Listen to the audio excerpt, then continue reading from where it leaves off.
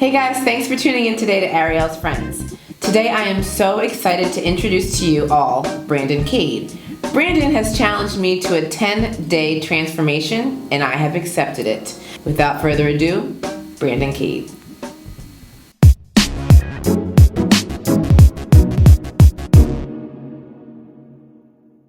Hi Brandon, how are you today? I'm good, Ariel. How are you? I'm doing well, thank you. Thank you for being a guest on my show. Thank you for having me. I appreciate it. Of course. Let's get right into it, Brandon. So I just stepped on a scale and did not like the numbers that I saw.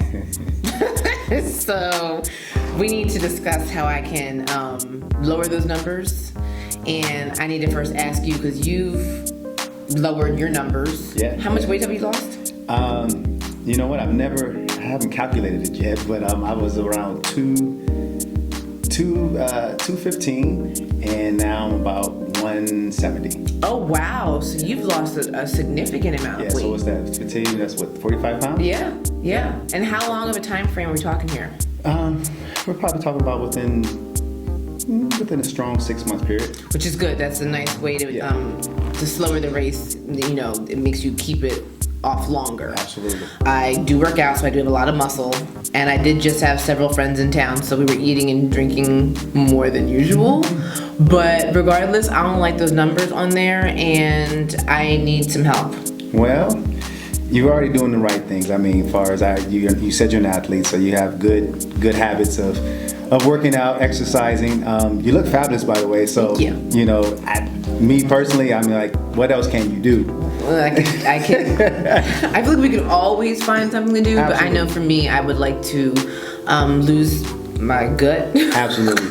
Well, fortunately, I have something that actually would help you. I've run across a program that's a 10-day challenge. It's a 10-day transformational challenge, and it used to be actually incorporated in Hollywood because it used to be called the 10-day Celebrity Transformational Challenge. And it was by a guy named Dave Sandoval.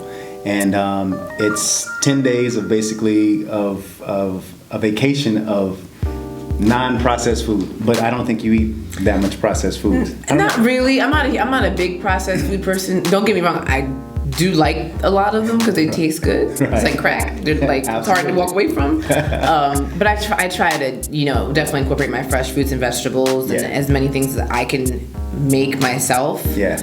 But I will dabble in candy bar here and there. Yeah. So it's 10 days of none of that. So it'll be 10 days of none of that. It has a power shake that's actually included, which is all your nutrients that you would take for the whole day. If you just took that one shake just for the whole day, your body, all of your cells has been fed for that whole day. Anything that you eat over is extra. It's like gravy. Good gravy, by the way. Right.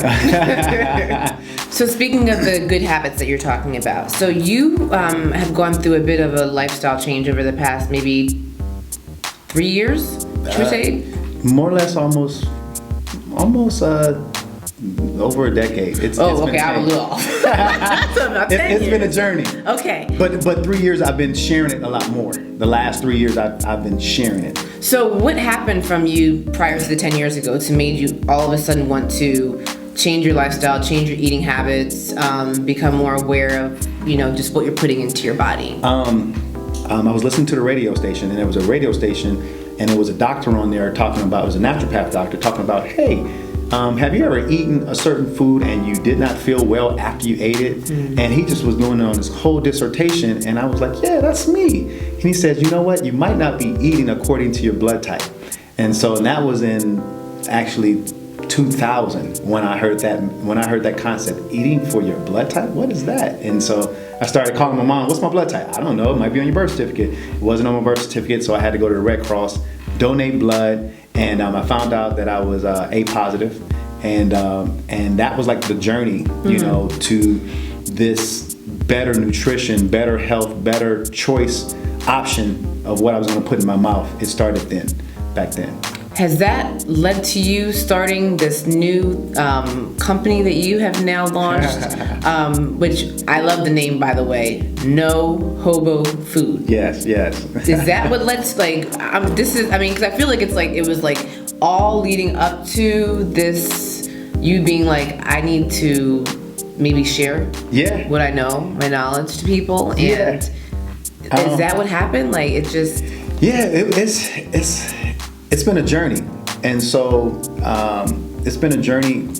The whole No Hobo Food, the concept, how it what is it? You know, basically it's a mindset. It's a concept mindset that wraps your brain around the baseline of what I would consider gluten-free, dairy-free, non-GMO, organic food choices for every meal of the day, even including snacks. It's funny.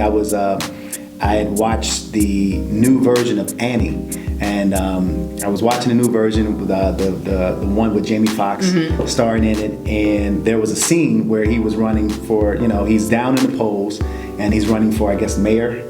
Yeah. He's running for mayor in the movie, and he had 2 consultants to help him, win this election. And one of the events that basically they had him do was, they said, Mr. Stacks, you're a billionaire, and we really have to show like you're connected with the community. So he had to go and feed, like the homeless and just be in the community.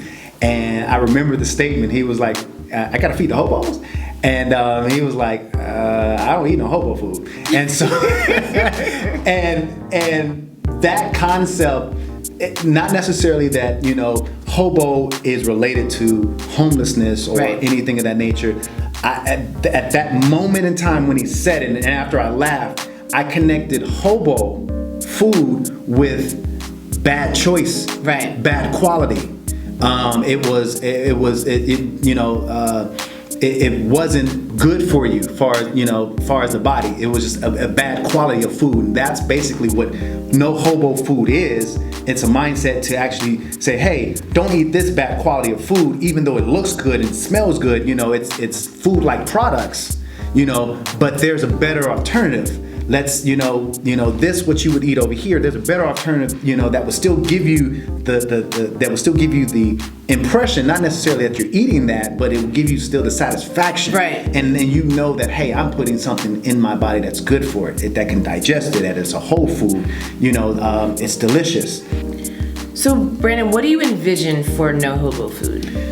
What I envision for No Hobo Food, Ariel, is really empowering and inspiring over 10 million people to wrap themselves around the concept of I have a choice. It's a strong redemptive power in making a choice, and especially when you have a choice to put what's in your mouth. We might not have a choice of different elements of our surroundings. Say you work at a particular place, you have a choice of how you set your office up. Some people do. You have a choice, where you live. You have those choices, and every moment of the day we eat.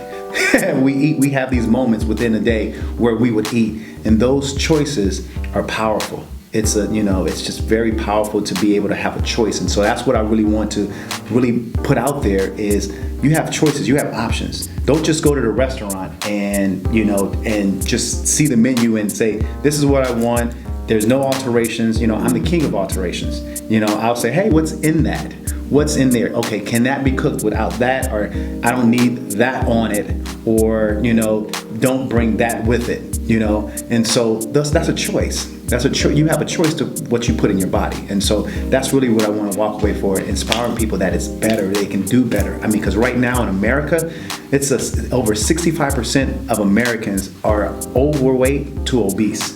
That's a huge number. And just even in the African American community, you're talking about 49% of the African American community are overweight to obese. Wow. So you go in a room. Half of us. That's over half of us. You go in a room of 10 people, half of them are obese. Half of them have some type of weight issue. And so I just want to be able to give people that choice, that power back, and don't have to rely on, it's in the grocery store, I just pick it up and buy it, read labels. So I want to inspire people. Excited that you put me up to this challenge. Yes. And I have accepted the challenge. Yes. And I will definitely keep you posted as to how it goes. Yes, let everybody know. I will. Oh, they'll hear. Got it. And let's cheers to that. Cheers.